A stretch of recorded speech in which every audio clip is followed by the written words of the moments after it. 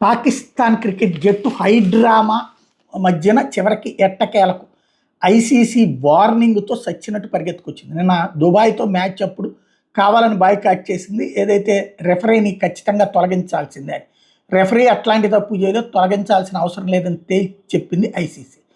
ICC చీఫ్గా షా ఉన్నారు, జై షా ఉన్నారు, అమిత్ షా కొడుకు.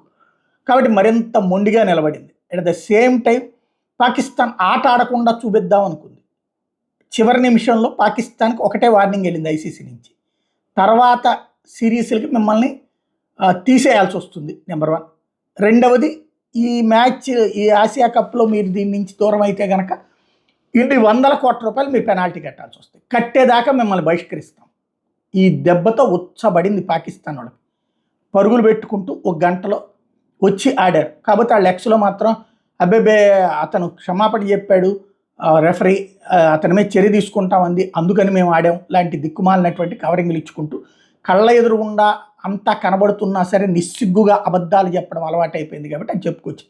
అయితే ఇప్పుడు ఫైనల్గా వచ్చేటప్పటికి భారత్తో మరొక మ్యాచ్ ఉండబోతోంది పాకిస్తాన్కి. ఏదైతే సూపర్ 4లోకి ప్రవేశించినట్టయింది. గ్రూప్ ఏలో భాగంగా బుధవారం జరిగిన మ్యాచ్లో 41 పరుగులతో దుబాయ్ను ఓడించినటువంటి నేపథ్యంలో పాకిస్తాన్ ఇప్పుడు భారత్తో తలపడేటటువంటి అవకాశం ఉంది. ఈ గ్రూప్ నుంచి టాప్లో భారత్ ఉంది. వచ్చే ఆదివారం జరిగే సూపర్ 4 మ్యాచ్లో భారత్తో పాకిస్తాన్ తలపడబోతుంది.